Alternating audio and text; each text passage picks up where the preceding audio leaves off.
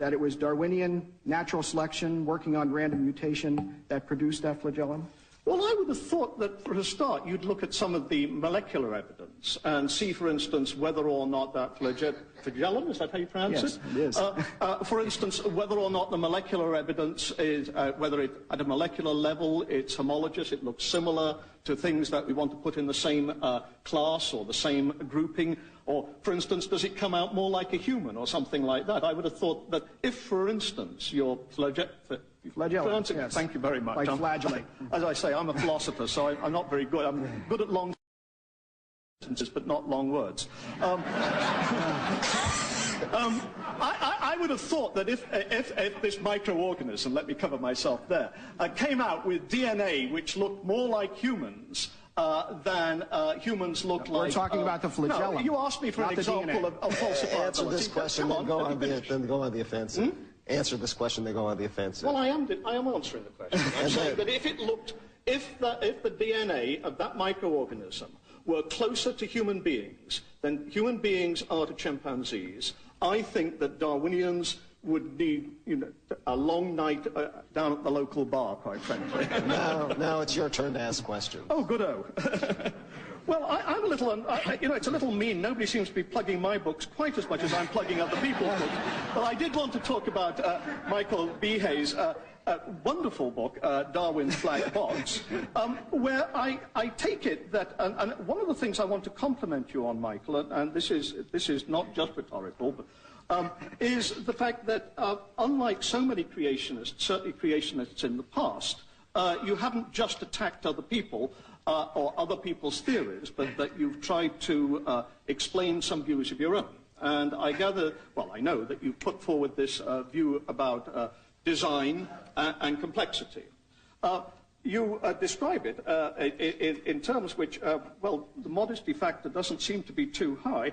The result of these cumulative efforts to investigate the cell, to investigate life at the molecular level, is a loud, clear, piercing cry of design. The result is so unambiguous, so significant, that it must be ranked as one of the greatest achievements in the history of science. The discovery rivals those of Newton and Einstein, Lavoisier and Schrödinger, Pasteur and Darwin. What's the question? That's pretty heavy stuff. Tell us about this theory. Tell us, for instance, Newton's theory enables us to quantify, to make predictions. What is your theory? Well, it's that you can detect intelligent design in the interaction of parts of systems. And it's not really, suppose you were out walking in a woods with a friend of yours, and all of a sudden a friend of yours was pulled up by the ankle by a vine wrapped around it, and as he was left dangling, you pulled him down and you reconstructed, and you saw that the limb was covered over with leaves and that the vine was staked down. You would immediately know that that was designed. It was not an accidental arrangement. So a design means a designer. Are we talking about God now? Well, most people think so. I think so, but I want to leave it open, and not just because I'm being coy. Now, are we talking about a good God now? Well, let me answer your first question. Let me answer your first question. Francis Crick, in 1972, wrote a paper entitled Directed Panspermia. And the burden of the paper was essentially that problems with imagining an undirected origin of life on Earth were so severe that perhaps we should consider the hypothesis that space aliens sent a rocket ship filled with spores to seed life on Earth a long time ago. Now, if Francis Crick looked at the bacterial flagellum or the intracellular transport system or the blood clotting system and said he thought it was designed by a space alien, I would have no scientific quarrel with him. I argue that you can tell who a system was designed, but the identity of the designer is a more difficult question. But is this designer responsible when things go wrong, or for parasites, these complex parasites? Well, that's the argument from evil. That is, bad things happen to good people, and it's been discussed in religious literature for many, many years, going back to the book of Job. What about complex parasites? Did this designer design complex parasites, or is that evolution? No. I mean, you get all the good things, and evolutionists get all the bad things. All right. That's a very good line, and we'll end on that note. Mr. Buckley and Mr. Leland.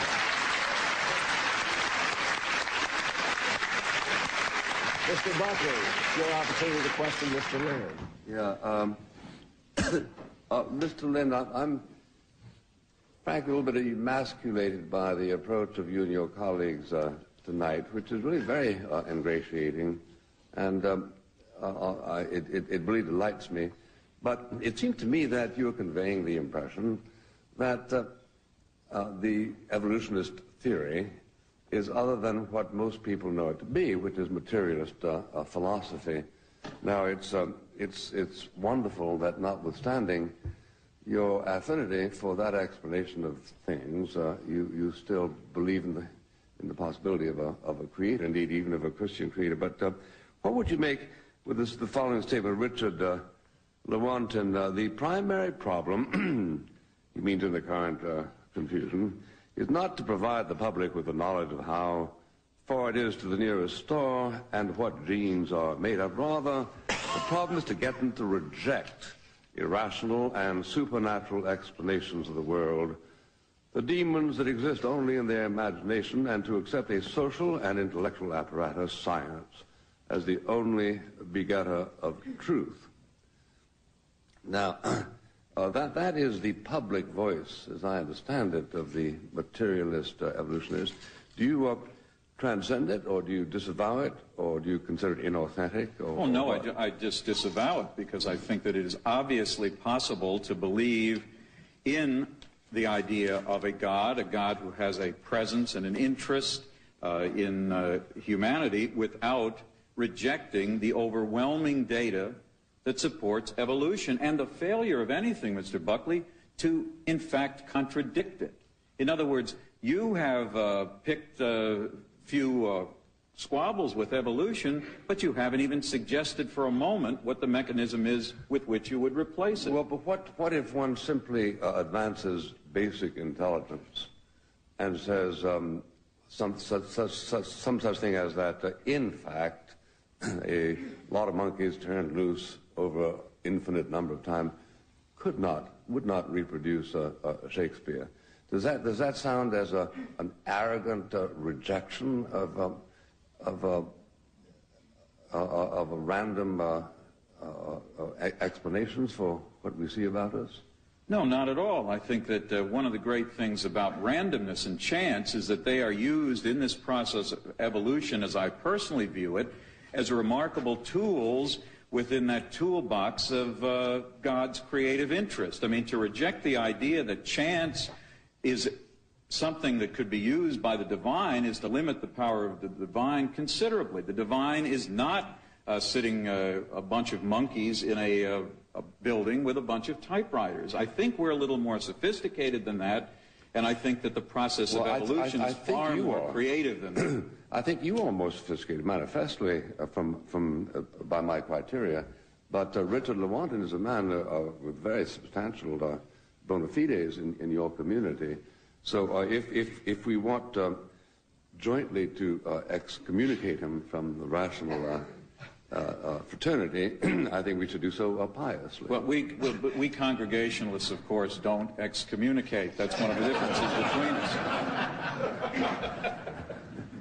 So therefore, we will do what with simply point to that as the excesses to which some nice people nevertheless go? Oh, I think, frankly, Bill, that the truth on this side is that the folks who represent the position that we've been articulating have been very good about going to conferences and trying to separate people's scientific views from their religious ones. And I wish that the other side did the same thing. And I wish fundamentally that we could understand that some questions are theological questions, others are scientific, and we work better at solving and resolving and even discussing those questions when we realize that there are two kinds of language and two kinds of issues. There's nothing extreme about that position. You can now ask philosophical and scientific questions. Okay, well, Mr. Buckley, you know, I have heard it said that even God does not know the mind of William F. Buckley.